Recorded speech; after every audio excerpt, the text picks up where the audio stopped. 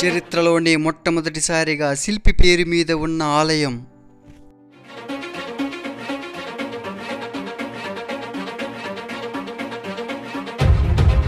ప్రపంచవ్యాప్తంగా ఉన్నటువంటి యునెస్కో చేత గుర్తింపు పొందిన ప్రదేశం.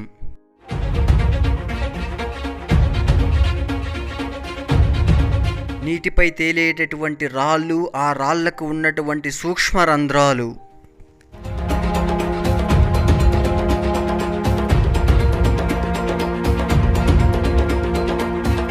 ఆ నల్ల రాతిపై చిక్కినటువంటి నలుబొమ్మలు, కంటి భ్రమలు.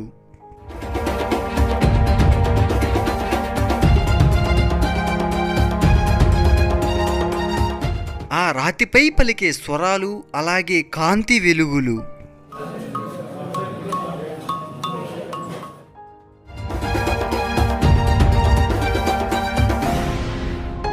ఈ రోజుల్లో ట్రెండింగ్గా భావిస్తున్నటువంటివి ఆ రోజుల్లోనే ఎలా సాధ్యం అసలు?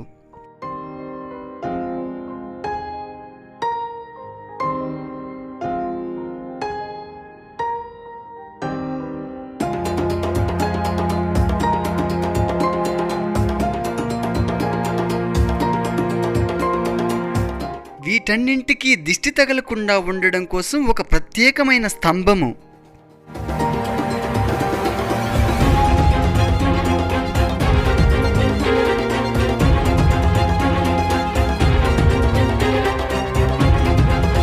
ఇక ఆలస్యం చేయకుండా వీడియోలోకి వెళ్ళిపోదాం రండి. ఇక ప్రయాణం విషయానికి వస్తే ముందుగా నేనైతే హైదరాబాద్లో ఉన్నటువంటి లింగంపల్లి రైల్వే స్టేషన్ నుంచి అయితే టికెట్ బుక్ చేసుకుని ఉన్నాను. ఇక్కడి నుంచి నేను ట్రైన్ సహాయం ద్వారా అయితే వరంగల్ చేరుకోబోతాను. ఇక్కడి నుంచి మనకు హైదరాబాద్ నుంచి డైలీ అలాగే వీక్లీ ఎక్స్ప్రెస్ ట్రైన్స్ అయితే ఈ విధంగా ఉంటాయి. వీటి సహాయం ద్వారా మనం వరంగల్కి చేరుకోవాల్సి ఉంటుంది. అలానే మనము బస్సు సహాయం ద్వారా వెళ్ళాలనుకుంటే కనుక హైదరాబాద్ నుంచి ఆర్టీసీ అలాగే ప్రైవేట్ బస్సులు ఉంటాయి.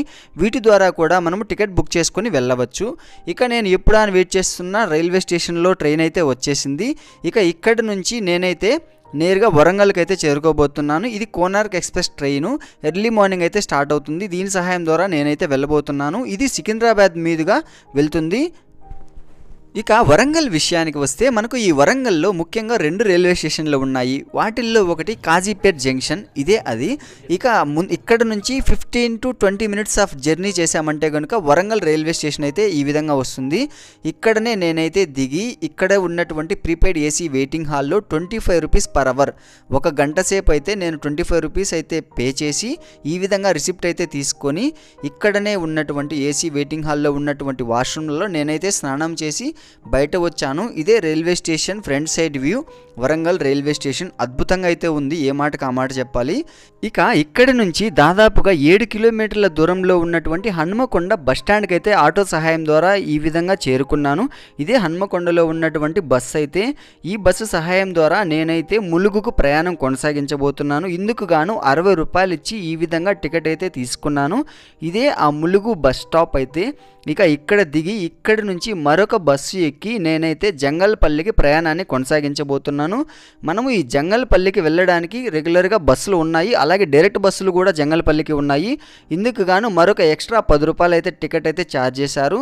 ములుగు నుంచి జంగల్పల్లిలో నేనైతే దిగాను. అలా ఇక్కడ దిగిన తర్వాత ఇక్కడనే ఉన్నటువంటి సుమతని నేను అడిగాను ఆలయానికి వెళ్ళడానికి, మరి తిరిగి ఇక్కడ దింపడానికి 500 రూపాయలు అయితే ఛార్జ్ చేస్తున్నారు. బార్గెన్ చేయవచ్చు మనం అక్కడికి వెళ్ళడానికి. అలానే మనకు ఇక్కడ నుంచి రెగ్యులర్గా బస్సెస్ ఉంటాయి అంటున్నారు. నేనైతే హాఫ్ అన్ అవర్ వెయిట్ చేసిన తర్వాత నాకైతే బస్సు అయితే వచ్చింది.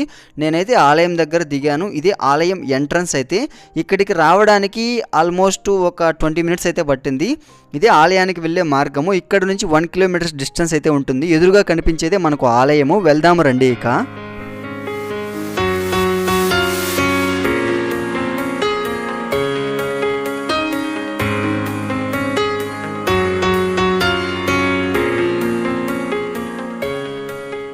ఇక ఇదే మనకు కాకతీయ రుద్రేశ్వర ఆలయానికి మెయిన్ ఎంట్రన్స్. ఈ ఎంట్రన్స్ ద్వారా నేనైతే ఎంటర్ అవ్వగానే కాకతీయ రుద్రేశ్వర రామప్ప ఆలయం గురించి ఇంపార్టెన్స్ అంతా కూడా ఈ విధంగా ఉన్నాయి. చూడండి ఒకసారి మీకోసం.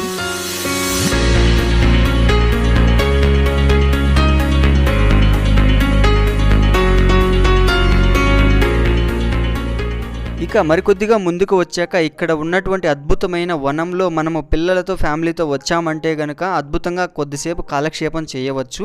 ఇక ఇక్కడ నుంచి మరికొద్దిగా ముందుకు వెళ్ళామంటే ఆలయం ఎంట్రన్స్ అయితే వస్తుంది. ఈ ఎంట్రన్స్కి ముందే మనకు ఇక్కడ ట్యాప్ వాటర్ అలాగే చెప్పులు విడిచిపెట్టడానికి ప్లేస్ అయితే ఉంది. ఇక్కడ నుంచి కాళ్ళు కడుక్కొని ఆలయం లోపలికైతే ఎంటర్ అవుదాము రండి.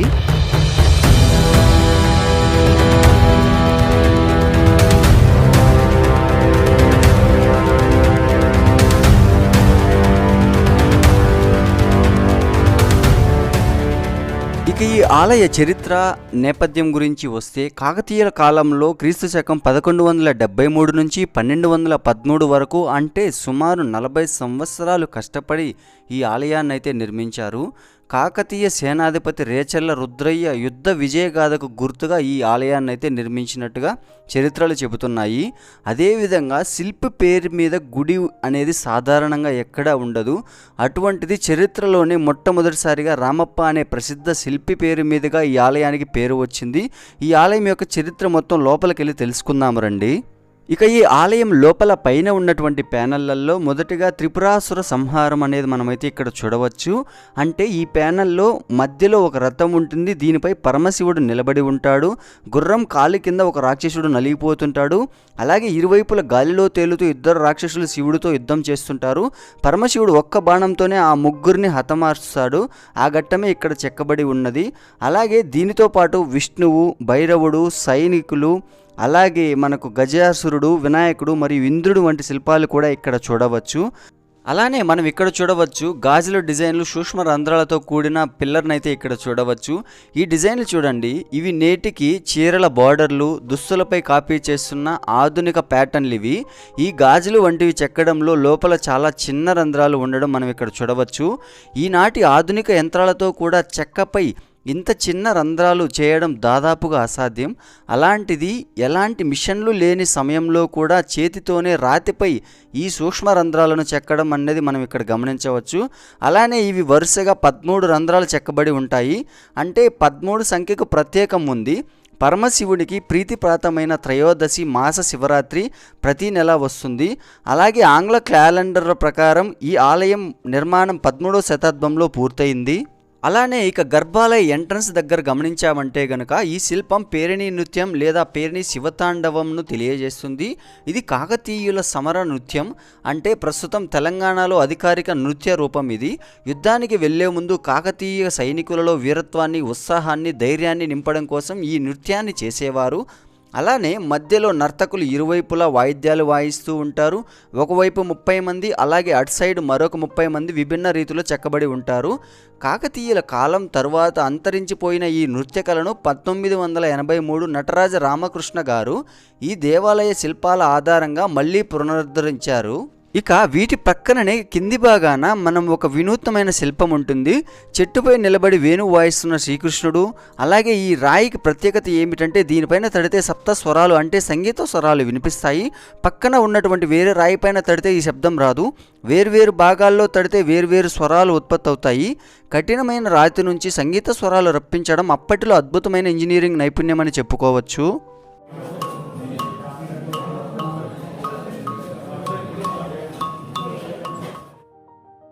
ఇక మనము ఇక్కడ ఉన్నటువంటి స్తంభం పైన మనం గమనించవచ్చు క్షీరసాగర మదనం శిల్పరూపము. ఇదే శిల్పరూపము మనకు పక్కననే ఆలయానికి పైభాగాన మనము చాలా పెద్దగా అయితే ఇక్కడ చూడవచ్చు. ఇక్కడనే మందర పర్వతాన్ని కవ్వములా చేసి, వాసుకుని పాముని తాడులా చేసి దేవతలు, రాక్షసులు చిలకడం చూడవచ్చు. అలా చిలికిన తర్వాత వచ్చిన కలిశం అనే పాము, అదే కలిశము పాము రెండూ కలిపి ఇక్కడ ఉంటాయి.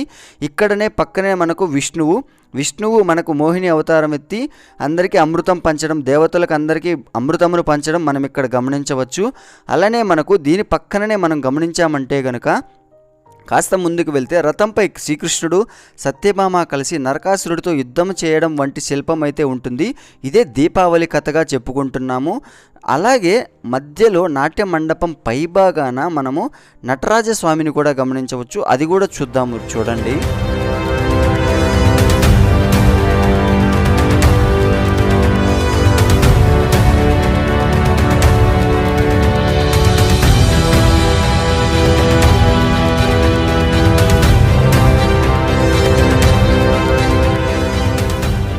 అలానే మనకు ఈ నటరాజస్వామికి చుట్టువైపులా మనకు అష్టదిక్పాలకులు అంటే ఇంద్ర, అగ్ని, యమ, నైరుతి, వరుణ, వాయు, కుబేర, ఈశాన్యులు ఉంటారు. ఇక్కడ మనం చూడవచ్చు అవి శిల్పరూపంలో ఎంత చక్కగా అయితే నిర్మించబడి ఉన్నాయో. అలానే ఇక పక్కకి వచ్చామంటే గనక కంటి భ్రమలు అంటే విజువల్ ఇల్యూషన్. ఈ శిల్పాన్ని చూడండి, ఇక్కడ ముగ్గురు మనుషులు ఉంటారు, వాళ్ళకి మొత్తం కలిపి 6 కాళ్ళు ఉండాలి, కానీ 4 కాళ్ళు మాత్రమే ఉంటాయి. ఇవి చూడడానికి ఎంత ఇల్యూషన్గా క్రియేట్ చేశారో చూడండి. ఇక మరికొంచెం ముందుకెళ్ళి పక్క వైపున గమనించామంటే గనక గోపికా వస్త్రాపహరణం మనం ఇక్కడ గమనించవచ్చు. ఈ ప్యానల్లో గోపికా వస్త్రాపహరణం అంటే గోపికలు స్నానం చేస్తుండగా శ్రీకృష్ణుడు వారి దుస్తులను చెట్టుపైన దాచడం ఇక్కడ చెక్కబడి ఉంది. అలానే మనము మరికొద్దిగా ముందుకెళ్ళి గమనించామంటే గనక పైభాగాన గజాసుర సంహారం, ఏనుగు రాక్షసుడైన గజాసురుని కడుపు చీల్చుకొని పరమశివుడు బయటకు రావడం ఇక్కడ గమనించవచ్చు. అలానే ఈ గజాసురుని తలనే మనకు ఇక్కడ పక్కనే ఉన్నటువంటి వినాయకునికి పెట్టారనేది మనకు చరిత్ర. అదే ఇక్కడ ఎంత చక్కగా అయితే శిల్పం చెక్కబడి ఉన్నదో మనం ఇక్కడ గమనించవచ్చు.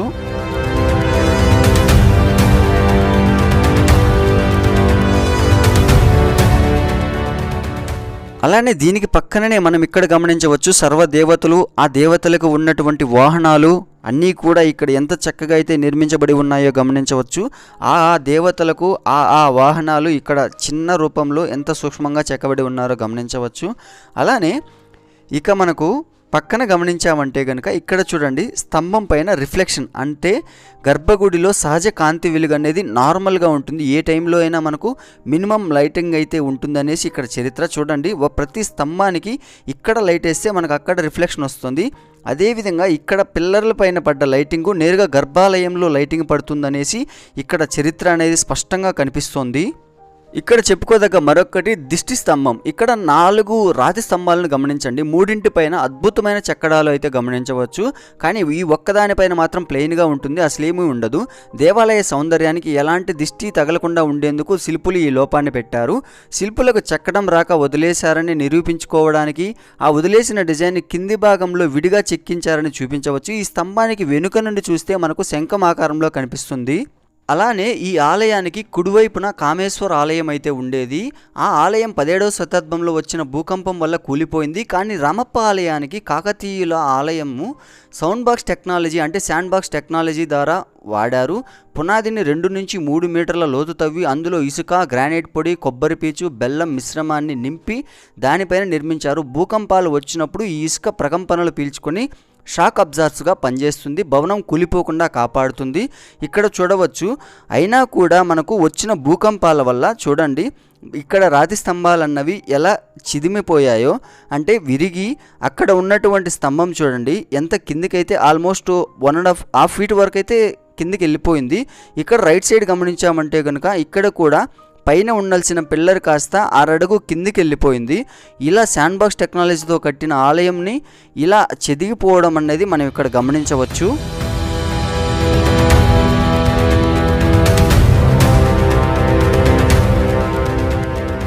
అదేవిధంగా ఈ ఆలయంలో ప్రతి ఎంట్రన్స్లోనూ మనం ఇక్కడ గమనించామంటే కనుక రైట్ సైడ్న ఏనుగులన్నవి ముందుకు వెళ్తూ ఉంటాయి, లెఫ్ట్ సైడ్న ఇలా బయటకు వస్తూ ఉంటాయి. ఆలయ డైరెక్షన్ ఎలా వెళ్ళాలి, ఎలా రావాలి అన్నదానికి ఎంత చక్కగా వర్ణించారో గమనించవచ్చు. అలానే మనం ఇక్కడ గమనించామంటే కనుక ఈ విధంగా ఏనుగులన్నవి అప్పట్లో కష్టపడ్డ ఈ ఆలయం కోసము, అందువలన ప్రతి ఏనుగుకి ప్రతి ఒక్క చిన్న చిన్న డిఫరెన్స్లు పెట్టి ఈ ఆలయం చుట్టూ మొత్తం 520 వరకు అయితే కూడా ఈ విధంగా ఏనుగులను అయితే నిర్మించారు. అలానే ఇక్కడ ఉన్న స్టార్ డైమండ్ షేప్ ఏమంటే ఈ ఆలయం ఎలా నిర్మించారు అన్నదానికి చిహ్నంగా ఆ డైమండ్ షేప్ అయితే పెట్టారు. ఇక ఇక్కడ గమనించామంటే కనుక నందీశ్వరులు. ఈ నందీశ్వరులు ఆలయంలో స్వామివారి పిలుపునికి ఆదేశానికి ఎప్పుడూ సిద్ధంగా ఉన్నట్లుగా మనకి ఇక్కడ దర్శనం ఇస్తుంటారు నందీశ్వరులు. అప్పట్లో కాకతీయ నందీశ్వరులు అన్నీ కూడా ఈ విధంగా ఉంటాయనేసి మనకి ఇక్కడ చరిత్ర అయితే చెప్తుంది. అలానే మనం ఏ డైరెక్షన్లో వెళ్ళినా కూడా ఈ నందీశ్వరులు మనల్ని చూస్తున్నట్లుగానే ఉంటుంది. ఇక్కడ ఈ ఆలయ ప్రాంగణ బయట వైపున మనకు నలుపు రంగులో కనిపిస్తున్నవి మదనికలు లేదా సాలబంజికలు అని అంటారు. వీటి విశిష్టత ఏమిటో కూడా మనం తెలుసుకునే ప్రయత్నం అయితే చేద్దాము. ఈ ఆలయంలో స్పెషల్ అట్రాక్షన్గా చెప్పుకోవచ్చు ఈ 2 శిల్పాలను. ఈ రెండింటి పేర్లు రాగిని, నాగిని అని అంటారు. ఈ రాగిని కాళ్ళకు మనం చూడవచ్చు హై హీల్స్ వేసుకొని ఉన్నారు అప్పట్లోనే, మనం ఇప్పుడు ఫ్యాషన్ అనుకొని వాడుతున్నారు. అలానే రైట్ సైడ్ లెఫ్ట్ సైడ్ గమనించామంటే కనుక లెఫ్ట్ సైడ్లో నాగిని పాములను తీసుకొని అలానే క్రూరత్వాన్ని చూపిస్తున్నట్లు ఫేస్ పెట్టి మెడ దగ్గర కొన్ని గీతలు పెట్టి క్రూరత్వాన్ని విజృంభిస్తున్నట్టు చూపించేట్లుగా, అలానే అన్ని ముఖాలలాగా కాకుండా నాగుపాము ముఖంలాగా కొంచెం షేప్ పెట్టి అద్భుతంగా అయితే వర్ణించారు ఇక్కడ నాగిని కూడా. ఇక పక్కననే ఈమె విషయానికి వస్తే ఈమె ఒక డ్యాన్సరు. ఈమె చేతికి నెయిల్స్ చూడండి ఎంత పొడవుగా ఉన్నాయో. అలానే ఈమె పెళ్ళైన స్త్రీలని వాళ్ళు మనం కాలికి మెట్టెలు ఎలా వేసుకుంటామో వాళ్ళు అప్పటిలోనే కాళ్ళకి మెట్టెలు వేసుకోవడం మనం గమనించవచ్చు. అలాగే చేతికి ఉంగరాలు, మెడలో హారాలు అన్నవి ఎంత చక్కగా వర్ణించారో మనం ఇక్కడ గమనించవచ్చు ఈమెను చూసి. అలానే ఈమె అప్పటిలోనే వేసుకున్న డ్రెస్సింగ్ స్టైల్ అన్నది కూడా మనం ఇక్కడ చెప్పుకోదగ్గ విషయము. ఇక్కడ గమనిస్తే ఈమె మదనికలలో చిన్న ఆమె అని చెప్పుకోవచ్చు. ఇక్కడ ఈమె ఒక ట్రైబల్ ఆమె. ఈమె వేటకు వెళ్ళి వేట నిమిత్తము చెట్టు దగ్గర ఆగి ఆ చెట్టు పైన ఒక కోతి బొమ్మ, అలాగే రైట్ సైడ్న ఒక నెమలి బొమ్మ. ఈమె వేటకు వెళ్ళడం వల్ల కాలులో ముళ్ళు గుచ్చుకుంటే ఆ ముళ్ళును తీస్తున్నటువంటి ఒక ఆమె పని మనిషి అని చెప్పుకోవచ్చు. ట్రైబల్ మనిషికి ఆ ముళ్ళు తీస్తున్న చోట కాలుకి స్వెల్లింగ్ వచ్చినట్లుగా ఎంత అద్భుతంగా అయితే గమనించారో. అలానే ఆమె స్కర్ట్ వేసుకోవడం అప్పట్లోనే మనం గమనించవచ్చు. ఇక ఇక్కడ మనం చూస్తున్నది ఈ ఆలయం యొక్క శిలాశాసనం, ఈ ఆలయం యొక్క చరిత్ర, అలాగే ఈ ఆలయం కట్టించినటువంటి రేచర్ల రుద్రయ్య వాళ్ళ ఇంటి చరిత్ర మొత్తము కూడా తెలుగు మరియు కన్నడ స్క్రిప్ట్ వాడి సాంస్క్రిట్ లాంగ్వేజ్లో రాసినట్లుగా అయితే ఇక్కడ తెలుస్తోంది. ఇక్కడ చూడండి ఇదే ఆ శిలాశాసనము. ఈ లాంగ్వేజ్ మనకు సరిగా అర్థం కాదు, అందువలన మనకు గేట్ ఎంట్రన్స్లోనే నేను ఇందాక చూపించినట్లుగా వీడియో మొదటిలో ఈ మొత్తం కూడా తెలుగులో ట్రాన్స్లేషన్ మనకు అక్కడైతే ఉంది. దానిని మనం అక్కడ చదివి గమనించుకుని లోపలికి రావచ్చు. ఇక్కడ గమనించామంటే కనుక సింగిల్ స్టోన్ పైన కింద ఏనుగు పైన ఒక సైనికుడు పైన ఒక సింహం అయితే నిర్మించారు. ఇది గజకేసరి అనేది వారి కాకతీయుల నాటి బిరుదు కనుక ఈ ఆలయం చుట్టూ 28 వరకు అయితే నిర్మించారు. అలానే కొంచెం కింద గమనించామంటే కనుక ఇక్కడ మనం చూస్తున్నది అప్పటిలోనే బయట దేశంలోని ప్రజలతో వ్యాపార సంబంధాలు ఉండేవనేసి పర్షియన్, ఈజిప్ట్, ఇటాలియన్ వారితో ఇక్కడ చిహ్నాలు అయితే నిర్మించారు వారి గుర్తుగా. వారితోనే సత్సంబంధాలు, వ్యాపారాలు అనేవి అప్పుడు సకావుగా జరిగేవని చెప్పేసి ఇక్కడ మనం గమనించవచ్చు.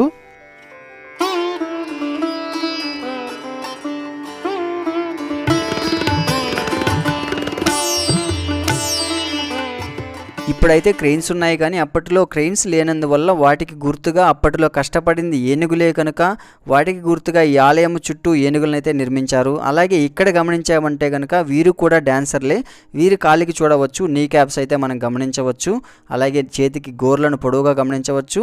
అలాగే లెఫ్ట్ సైడ్లో గమనించామంటే కనుక కింద కోతి అన్నది చీర లాగుతున్నట్లుగా. అలాగే ఈమె చెవికి ఇయర్ రింగ్స్ చూడండి, అలాగే కొప్పి చూడండి ఎంత పెద్దవో. ఒక చేత్తో చీరను లాగుతుంటే మరొక చేత్తో కొడుతున్నట్లుగా గమనించవచ్చు. అలాగే ఇక్కడ డిఫరెంట్ హెయిర్ స్టైల్స్ని అయితే మనం మరొకసారి గమనించవచ్చు. అందరూ కొప్పెలు పెట్టుకొని ఉన్నారు, జడను విరబోసి ఉన్నారు. అలాగే రకరకాల స్టైల్స్ని అయితే మనం అప్పట్లోనే గమనించవచ్చు 13th సెంచరీలో.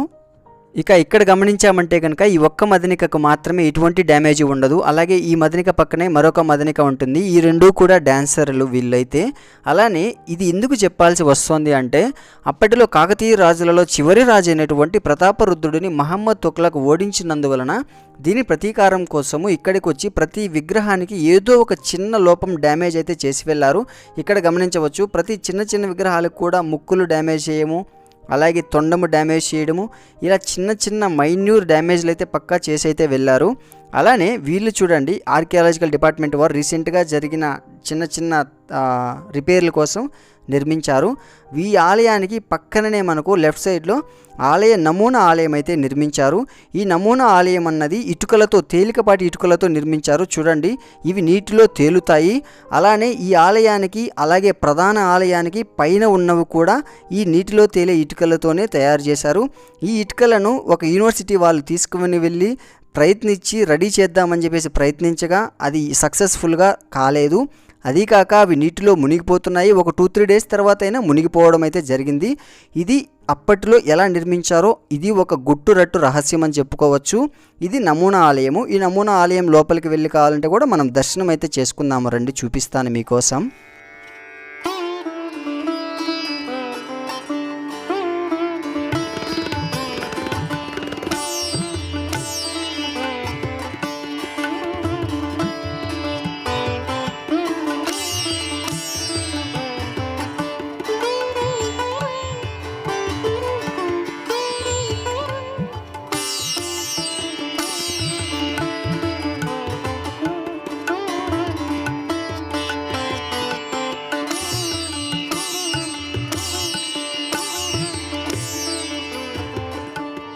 అలాగే ఈ కట్టడానికి వాడినటువంటి రాయి ఏదైతే ఉందో చూడడానికి రఫ్గా కనిపిస్తుంది, కానీ ముట్టుకుంటే మాత్రం చాలా స్మూత్గా అయితే ఉంది. మీరు వచ్చినప్పుడు తప్పకుండా గమనించండి.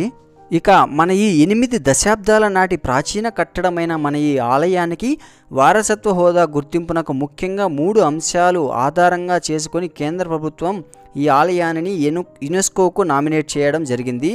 ఇవి ఇసుకపై ఆలయాన్ని నిర్మించడం, నీటిపై తేలియాడే ఇటుకలతో గోపుర నిర్మాణం చేయడం, నిర్మాణంలో వాడిన రాళ్ళు నేటికి రంగును కోల్పోకపోవడం, అలాగే ప్రపంచవ్యాప్తంగా 255 కట్టడాలు యునెస్కోకు వారసత్వ హోదా గుర్తింపున కోసం పోటీ పడ్డాయి. వాటిలలో 2021 జూలై 25న రామప్ప దేవాలయానికి ప్రపంచ వారసత్వ హోదా దక్కింది. చైనాలోని పూజ్యావులో నిర్వహించిన యునెస్కో హెరిటేజ్ కమిటీ సమావేశాలలో ప్రపంచవ్యాప్తంగా 21 దేశాల ప్రతినిధులు ఓటింగ్ ప్రక్రియలో పాలుపంచుకోగా, అందులో 17 దేశాల వారు రామప్ప ఆలయానికి అనుకూలంగా ఓటు వేసి వారి వారసత్వ హోదాను ఇచ్చే విషయంపై నిర్ణయం తీసుకున్నట్లుగా మనకు ఇక్కడైతే క్లారిటీ అయితే వస్తుంది. అలాగే ఆ పరమశివునికి ప్రీతి అయినటువంటి మహాశివరాత్రి వంటి రోజులలో ఇక్కడ ఉత్సవాలు అంగరంగ వైభవంగా జరుగుతాయి. తప్పకుండా దర్శించండి. అలాగే ఇక్కడ డెవలప్మెంట్ అయితే ఇంకా కొంచెం చేస్తూ ఉన్నారు. తప్పకుండా దర్శించండి. ఇంకా ఉంది, వీడియో అయిపోలేదు.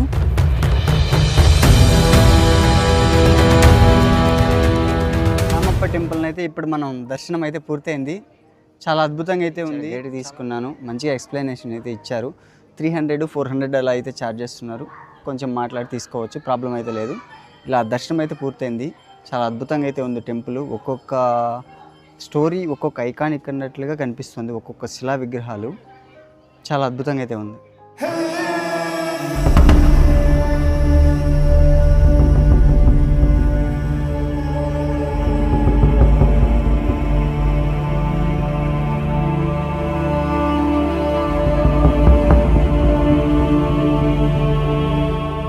ఇక అప్పటిలో కాకతీయ రాజులు నిర్మించినటువంటి రామప్ప సరస్సు ఇప్పటికీ రైతులకు ఎంతగానో ఉపయోగపడుతుంది. అక్కడికైతే వెళ్దాము రండి మనం ఇప్పుడు. ఇక్కడికి వచ్చాక తెలిసిందేమంటే ఇక్కడ బోటింగ్ కూడా ఉంది. 4 మెంబర్స్కి 350 రూపీస్ అయితే ఛార్జ్ చేస్తున్నారు. ఇక్కడ మనం గమనించవచ్చు, రెస్టారెంట్ కూడా ఉంది.